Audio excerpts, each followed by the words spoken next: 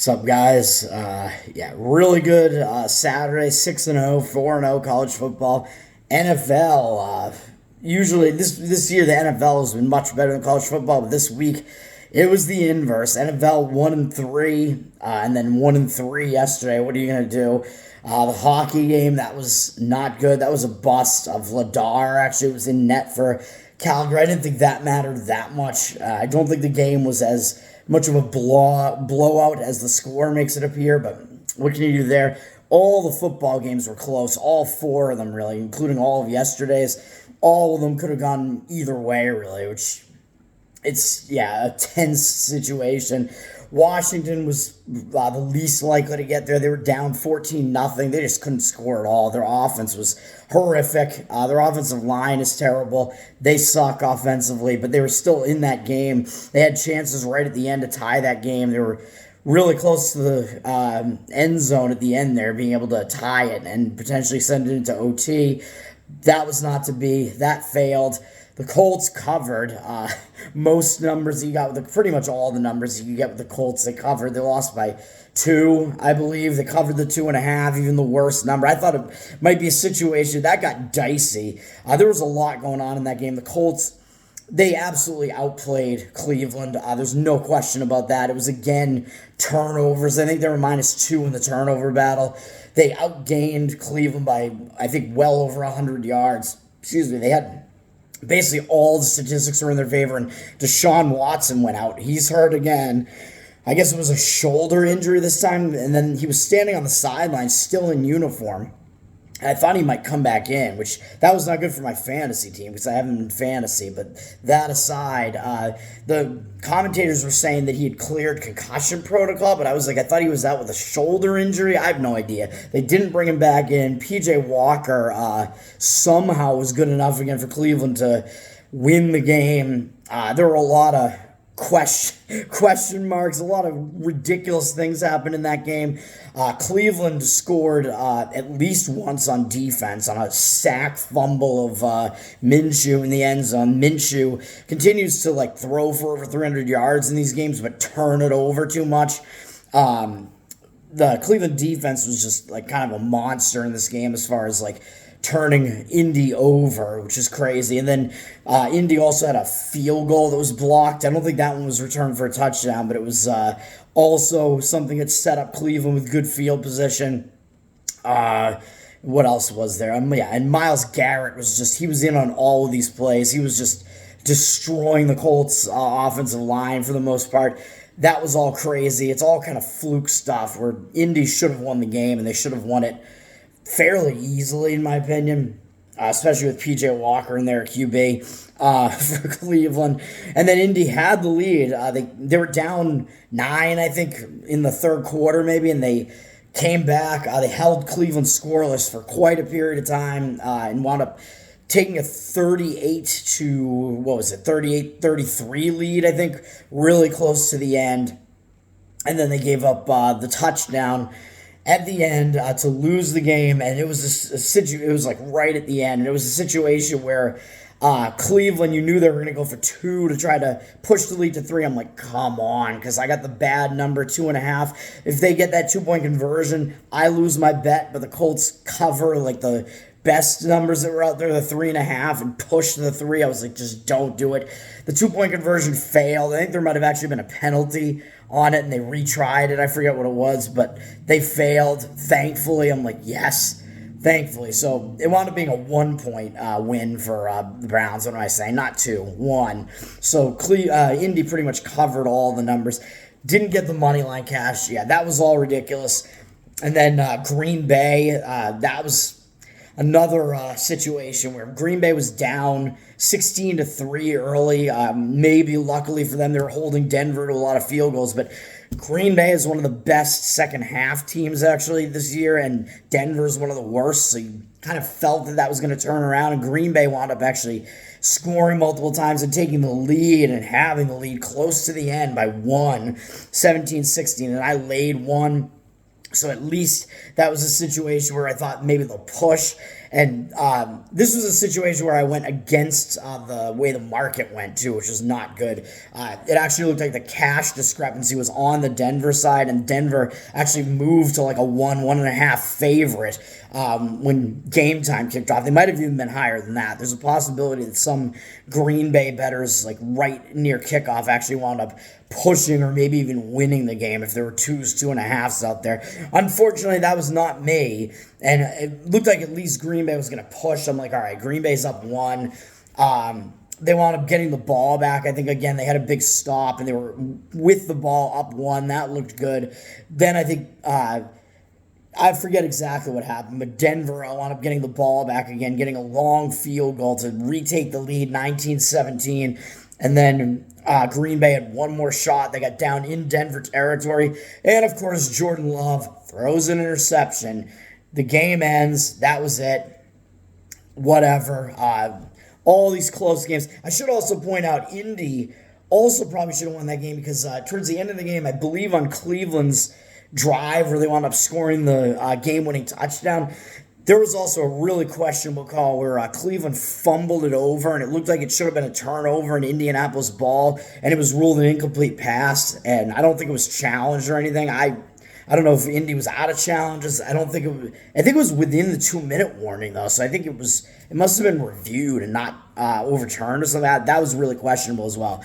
But anyway, yeah, all these close games. Green Bay was pretty close to at least having a push. They could have kicked that field goal at the end to potentially win the game, but they threw an interception when they were getting really close to field goal range. Just awful.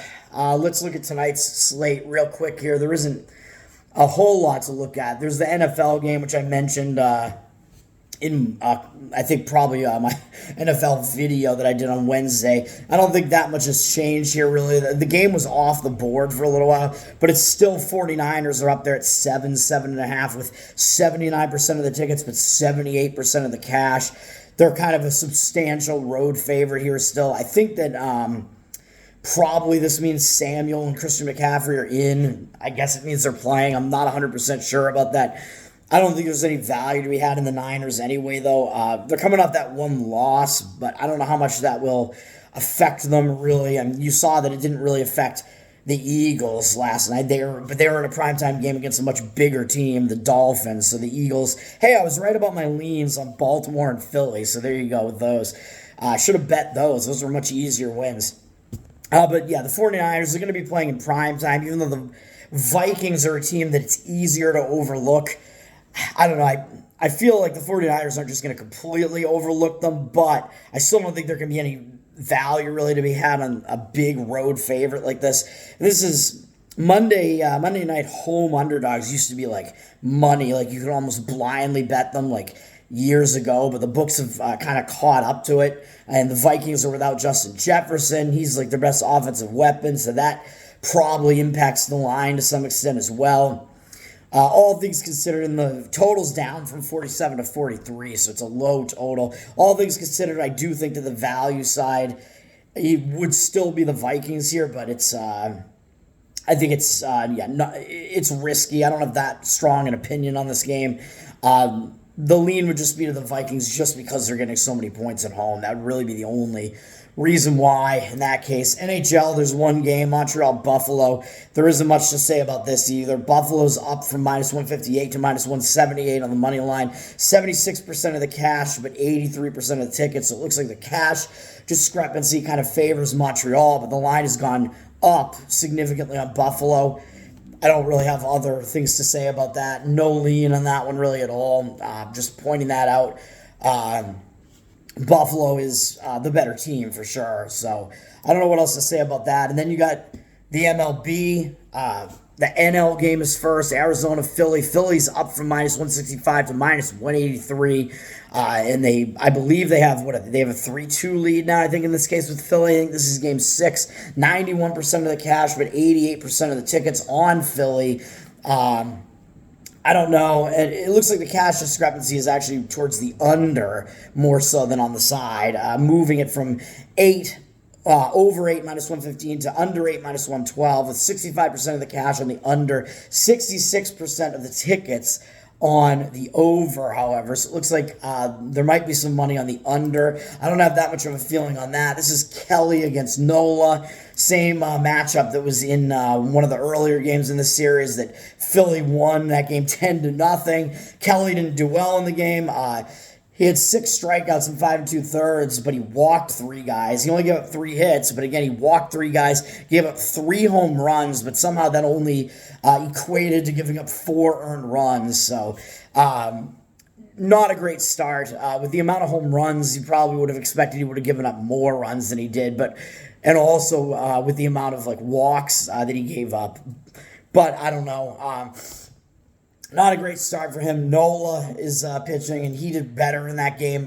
7 strikeouts, no walks, and a 3-hit shutout performance through 6 innings in that game. Nola has the better stats against Arizona for sure. 221 OBA lifetime. Kelly against Phillies, 256 OBA lifetime and a similar amount of at-bats. 78 for him versus 77 for Nola, I think. So Nola has the better stats against Arizona than Kelly does against Philly. I don't know what to think about that. I think the slight lean would be to Philadelphia there just because the bullpens are kind of a wash at this point because they had the day off yesterday. So I think that, both teams kind of have a lot of their better relievers available for this one. But Nola has the advantage over Kelly for sure, which is why you see Philly being the favorite. It looks like the under might be a better play than anything else because the bullpens are rested. And it looks kind of maybe expected that both pitchers might be able to put in a decent performance in this one. Then looking to the AL, Texas tied the series back again. Every game in the series, the road team has won, which is insane. Texas won 9-2 yesterday, but it was a lot closer than it looks there. It was a 3-2 game into the 8th inning, I think, and Texas really unloaded on Houston's bullpen. They scored 5 in the 9th inning, which is really crazy. Framber Valdez didn't do that well yesterday. Eovaldi did a little bit better than he did. But it was mostly the Houston bullpen really failed late in the game in that one. And Houston used more of their bullpen than Texas used theirs. Chapman is going to be available for this one for Texas, I guess, because he did not pitch yesterday. This game is Scherzer against Javier. Scherzer did not do well in his previous game in this series. His stats against Houston aren't good. 289 OBA lifetime. The previous game in this series, I'd said that he must be ready to come back because he came back from injury a little bit early. But in a game this substantial, if you're Texas, why would you bring him back if you don't think he's ready? He didn't do well, though, really. He had 4 strikeouts, 1 walk in 4 innings. That's not bad, but he gave up 5 earned runs, but only 5 hits. So really, just the earned run total was really that bad in that game. So maybe he got a little bit unlucky. But his stats against Houston aren't that good. Christian Javier had worse numbers on the season, but he has a 231 OBA against Texas. So his stats against Texas are better than Scherzer's are against Houston. Javier did enough to keep his team in the game in that one. Houston won the last game these 2 pitchers faced off. Houston won the game 8-5. It was kind of a game that went into the bullpens, and the bullpens gave up more runs in the game. Javier only gave up 2 earned runs in that game, 5 2/3, only 3 hits, had 3 strikeouts, 1 walk. He put in a decent performance. I don't know how much you can trust Javier, though. The line has gone up here. Houston -120 to -122. They have 85% of the cash, but only 57% of the tickets. So it does look like there is some of the more substantial money on Houston here in the game to decide the series here. This is it, Game 7. Javier, like I said, he has the better numbers against Texas than Scherzer does against Houston, but he had the worst numbers on the season. So I don't know. I would tend to trust, I don't know, man, because both of those are over a long, large sample size, so they both contradict each other. Houston maybe would be the slight lean, I would say, in this one, because I don't know how much you can put into, I don't even know what I was going to say there. I don't know how much you can put into, yeah, like the how much Scherzer, like is Scherzer ready? Basically, is what I'm trying to say. Like how much you can put into what his start looked like in the previous start. I don't know how much you can glean from that. Is what I mean to say. Now the total is probably the strongest play here because the total with the same pitching matchup earlier in the series, although I think it might have been at a different venue in Texas, but I don't know if that matters that much, was 9. The total here is a little bit higher than that, but it was 10 juiced at minus 120 on the under, and it's gone down to 9.5, juiced minus 120 on the under. That tells me there is money moving this under. It looks like there's 81% of the cash and 71% of the tickets both on the under. I think the way to play this, if you can get 9.5 at minus 110 on the under or something like that, I think that's probably the way I would look. Anything like above 9, maybe if you can get it at the minus 110 VIG, I think playing the under might be the best way to play this game. Like all these games in the series have been going over, and now you finally have a game 7. And game 7s in other sports like basketball kind of tend to be like you almost want to blindly play the under because teams are going to show up defensively because this is it. In baseball, it's a little bit less the case because it's a sport that's less physical, so it's more about the pitching and whatever. But pitching, fielding should kind of show up in a game 7 like this because this is it. So you kind of expect like the performances to kind of be there on the pitching side. Those are my thoughts on all this. Nothing strong on any of these games tonight. I'll be relaxing, taking the night off, really betting wise, and just watching these games. That's it. Enjoy it. Peace.